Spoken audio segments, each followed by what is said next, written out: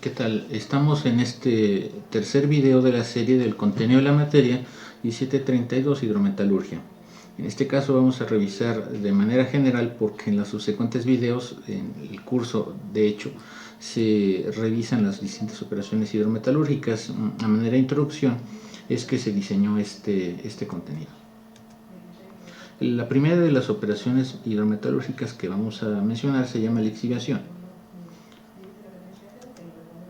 Los reactivos químicos, primeramente una lixiviación es el contacto que sucede entre dos fases. La primera de ellas es el lixiviado, es un sólido, y un lixiviante es una fase líquida. Se intenta encontrar las mejores condiciones que permiten la disolución de la especie que nos interesa de la fase sólida a la fase líquida. Aquí se menciona los reactivos químicos que se utilizan para disolver los valores metálicos, se denomina agente lixiviante. Los principales requisitos que debe de reunir un agente de lixiviación son: el primero, debe ser selectivo en la disolución del componente deseado. Por supuesto que los materiales que nosotros estamos tratando no son puros, las fases sólidas que estamos tratando pues no es un compuesto químico, sino al venir de la corteza terrestre pues viene una combinación de muchas especies.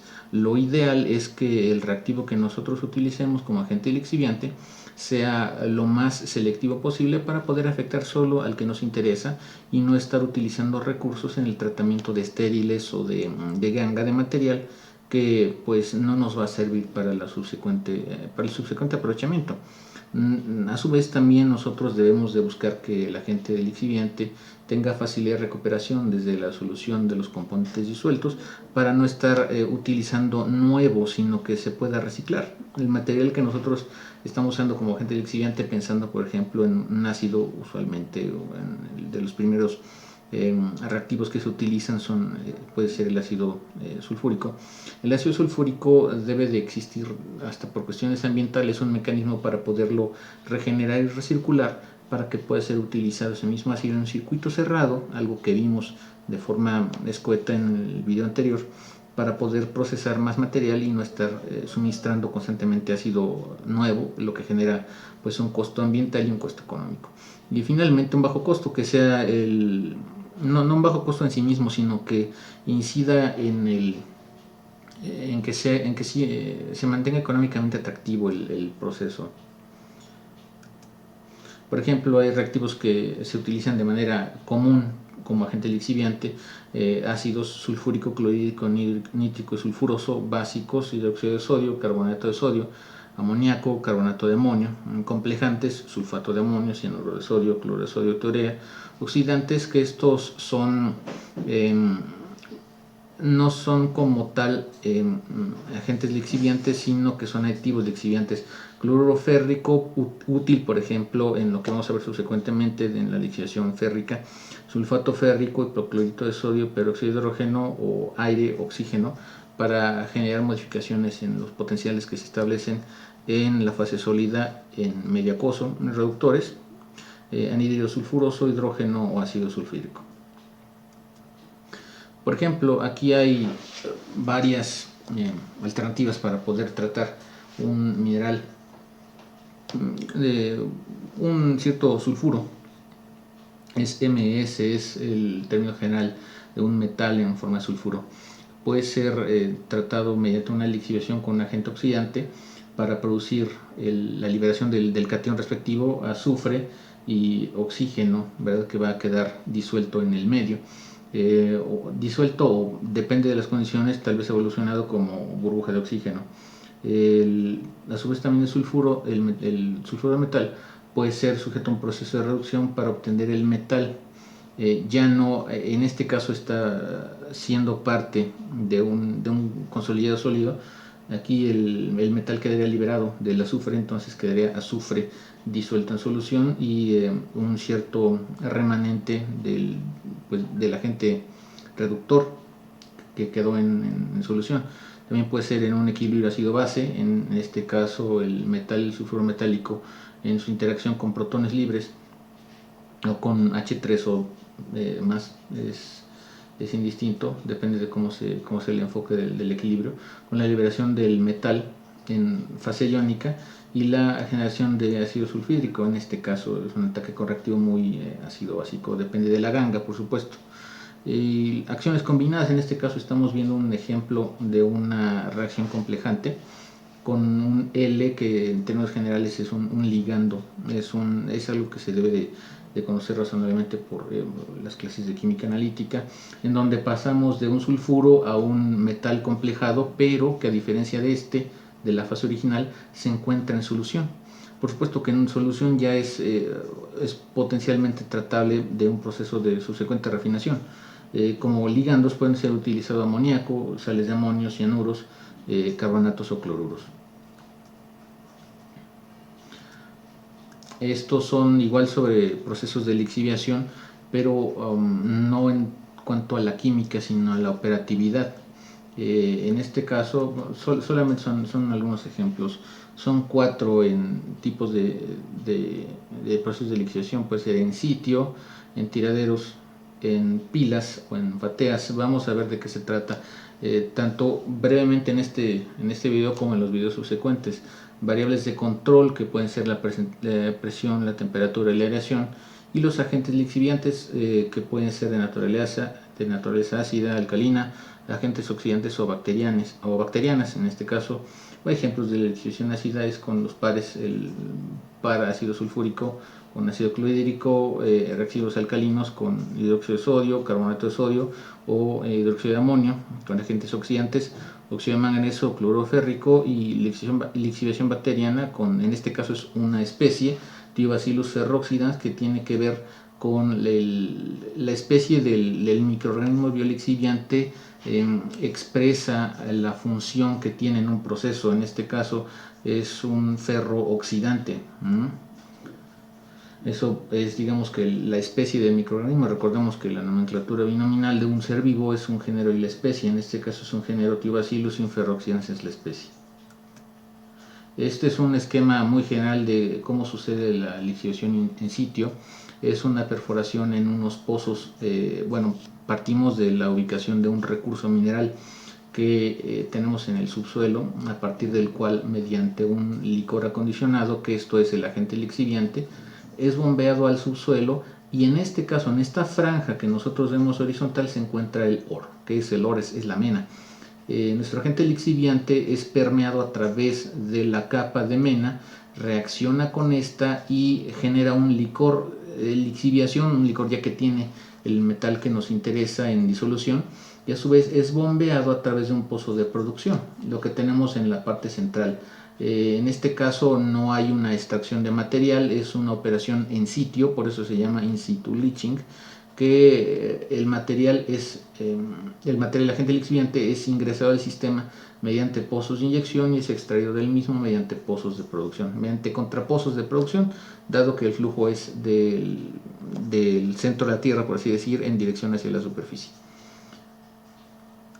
Otro tipo de lixiviación es en tanques agitados. Aquí tenemos un ejemplo, por supuesto que esto lo vamos a ver más a detalle en los videos que correspondan y en las clases de lixiviación, de tipos de procesos de lixiviación. Aquí tenemos igual dos fases, una fase sólida que tiene el material que nos interesa, y la fase líquida, el agente lixiviante, que nos va a permitir incidir sobre la fase sólida y elegir el material que nos interese procesar. Lixiviación en pilas, este es por ejemplo un proceso de cianuración. En este caso tenemos una pila de mineral, el mineral HIP, que es regado a través de, en este caso, a través de una solución de cianuración, en que este mineral es permeado.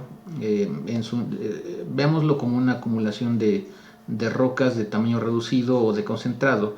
Es regado literalmente con espreas desde arriba para que impregne toda esta pila, toda la superficie de las partículas, reaccione en la superficie y sea esta solución capturada en una pileta, en una pila, eso es pond. Y esta solución, que se conoce como PLS, es Pregnant Leach Solution, o solución preñada de lixiviación. Es recuperada en una pileta y es sometida a un circuito de recuperación, como dicen, recuperación de metal recovery, que a su vez, por una parte, nos va a generar el metal que nos interesa, y a su vez va a permitir la generación o la regeneración de nuestro agente lixiviante, que en este caso va a ser buscado pues mantener en un ciclo cerrado para poder economizar costos y minimizar el impacto ambiental, y que sea de nuevo regado en un proceso en un proceso cerrado en la parte de solución de cianuración. La lixiviación bacterial de momento solo la vamos a dejar así, ya que es extremadamente compleja y hay muchos mecanismos que intervienen. Puede ser lixiviación directa, puede ser lixiviación en el sentido de que sea un catalizador de una reacción química que naturalmente se daría. Puede ser mecanismos que las bacterias se enfoquen a su metabolismo, el procesamiento de ganga, por ejemplo, material que no nos interesa tanto en la mena, pero que ese proceso permita la liberación como consecuencia indirecta de un material que ya es susceptible de tratarse, por ejemplo, por métodos convencionales de lixiviación. Tengo entendido que hay una materia independiente en el plan de estudios. De cualquier forma, vamos a revisar también temas específicos de lixiviación bacteriana en este curso. Reducción hidrometalúrgica es otro de los procesos que nosotros vamos de momento a enunciar en la manera general, y habla de la precipitación de la hidrometalurgia, que involucra la precipitación química tanto de metales y de sus compuestos de soluciones que tienen contaminantes. Como les mencionaba también en algún video previo, los materiales que nosotros tratamos de la corteza terrestre no son puros, son combinaciones de muchos metales y de muchas especies químicas. Entonces tenemos que buscar justamente precipitar o incidir en solo las partes que nos interese, de ahí la selección de los procesos. La precipitación sucederá entonces a través de una adición de reactivos, evaporación, cambio de pH o manipulación de la temperatura, en todas las especies que excedan su límite de solubilidad, en orden de mejorar la eficiencia de los procesos downstream, quiere decir aguas abajo, es en lo subsecuente, en los procesos que continúan posterior a la precipitación. A veces se necesita la utilización de un seeding, que es el semilleo, para iniciar la cristalización de las especies que se estén precipitando. La tendencia termodinámica de la precipitación usualmente se puede ver de manera más fácil en un diagrama de Purvé. Vamos a ver también en el curso cómo elaborar un diagrama de Purvé, no obstante que estos no muestran la cinética, ya que los diagramas de Purvé usan datos termodinámicos y la termodinámica no nos dice realmente la velocidad, sino la dirección. Nosotros podemos estudiar cinética para entender de qué manera podemos mejorar las velocidades si es que queremos mejorarla, o disminuir las velocidades si es que queremos que esta vaya más lento, pero no necesariamente, bueno, de hecho no nos va a decir hacia dónde ir la cinética, sino la termodinámica, de tal forma que la selección de un proceso hidrometalúrgico adecuado es el juego de dos fichas. Es una ficha llamada cinética y otra que se llama termodinámica. La cementación, por ejemplo, es un tipo de precipitación. Vamos a ver procesos de cementación que se llevan a cabo en la industria. Refinación hidrometalúrgica. Este es el esquema general de un proceso de extracción por solventes.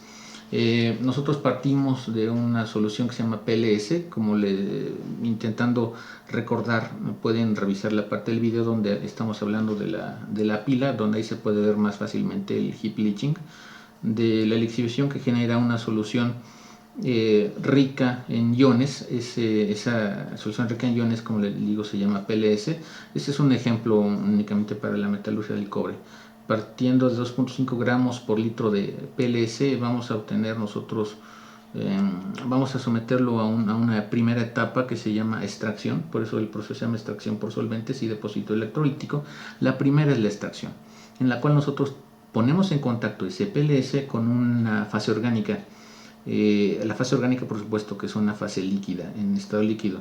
Entonces vamos a favorecer de alguna manera característica por un extractante la migración de los iones de nuestra, entre comillas, sopa de fase acuosa a la fase orgánica. ¿Por qué tenemos esta fase? Bueno, porque nos interesa ser selectivos. Recordamos que el PLS tiene una combinación de muchos iones. Nos interesa solo un tipo específico. En este caso, el extractante nos va a dar la selectividad que nosotros mencionamos en el video 1 y en el video 2. Toda vez que tenemos la selectividad debidamente pues ubicada, la fase orgánica va a tener cargado el ion que nos interesa. Después, por supuesto que no podemos procesar en métodos convencionales el metal en fase orgánica, pero ya tenemos la orgánica cargada en esta. La fase orgánica cargada ¿con qué? Con el metal que nos interesa en estado iónico. Entonces viene una fase de despojo.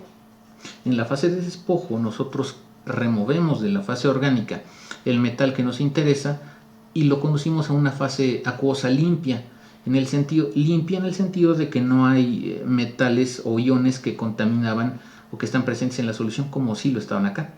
Toda vez que tenemos un electrolito rico, ya solo con los iones que nos interesan, en este caso partiendo de un PLS con 2.5 gramos por litro de cobre a uno de 40 a 50 gramos por litro de cobre, que es razonable, lo que las cifras son reales, podemos partir a una parte de un proceso que se llama depósito electrolítico, que ya no es de hidrometalurgia propiamente, sino de electrometalurgia, en donde nosotros con una reacción catódica, esto es suministrando corriente, podemos, aquí está la corriente que suministra 2 electrones por cada mol, bueno, 2 moles de electrones por cada mol de iones de cobre para poder obtener un cátodo pues electrobeneficiado.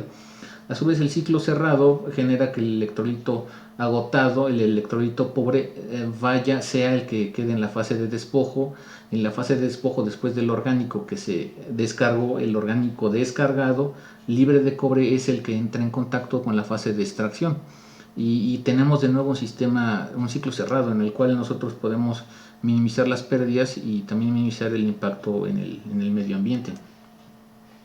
Aquí tenemos dos procesos que son razonablemente similares, el carbón activado y las resinas de intercambio iónico. El carbón activado y los procesos de intercambio de iones se llevan a cabo en columnas. Vamos a describir en la medida de lo posible estas 4 columnas, que realmente es una columna, solo que en 4 tiempos diferentes.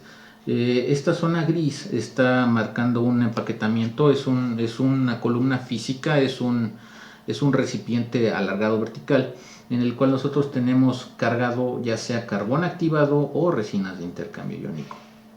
Nosotros vamos a suministrar usualmente desde la parte superior nuestro PLS o nuestro flujo de entrada que tiene el material en estado iónico, el metal en estado iónico que queremos tratar.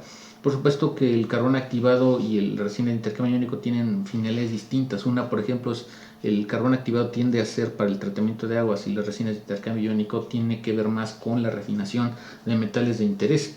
A veces nos va a interesar uno, a veces nos va a interesar otro. Todo depende de lo que veíamos en el primer video, de qué definimos como estado 1 o fase 1 y qué definimos como fase 2 o estado 2. En la primera parte nosotros en la columna hacemos en la fase que se llama absorción. Nosotros metemos material para que inunde esta columna y esa inundación genera una interacción, ahí viene la interfase entre la fase sólida, el carbón activado o las resinas, y la fase líquida.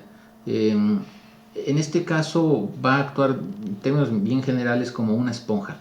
Esta esponja nos va a permitir tomar los metales que nos interesan, que están disueltos en la solución que nosotros estamos pasando. Toda vez que la columna de carbón activado de intercambio iónico se encuentre llena, vamos a hacer una etapa de lavado. Se va a decir que la columna está saturada con agua. Esta agua no va a afectar la química del proceso, solamente va a quitar que estén gotas mecánicamente atoradas, algo así, pero lo que está en la superficie del carbón activado de la resina se va a quedar fijo.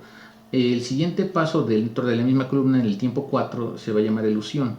En la elusión nosotros vamos a liberar todos los metales que se quedaron absorbidos con D en la superficie de nuestro empaquetamiento, ya sea el carbón activado o las resinas de intercambio iónico. De nuevo, esto es pensando como en términos de una planta de extracción por solventes. Nosotros tenemos un PLS que entra de muchos iones y nosotros vamos a eluir aquí en la etapa de dilución solamente una especie metálica. ¿Por qué? Porque nosotros escogimos el carbón activado, las resinas de intercambio iónico, con la intención de que sean selectivas. Entonces el eluido, el material que fue eluido, ya va a tener solamente los iones que diseñó o para los cuales está diseñada la resina o el carbón. Aquí va a ser pues va a ser una fase líquida ya rica solo en lo que me interesa, y por supuesto que el material eluido ya se va a ir al circuito de recuperación de metal, como un ejemplo anterior, una planta de depósito electrolítico, y finalmente se va a llevar a cabo una limpieza de la cama empacada. ¿Para qué? Para poder de nuevo utilizarlo. Ya que tenemos esta resina limpia, pues el carbón activado limpio regresa a la etapa 1 y de nuevo es un ciclo cerrado, buscando la minimización de las pérdidas, la maximización pues de todos los activos que requiere el proceso. Pues bien, esta es la última parte del contenido introductorio del curso, y vamos a ver en los subsecuentes videos más a detalle, primero la parte de los equilibrios y posteriormente el mayor cuidado en cada una de las etapas de los procesos que mencionamos en este video.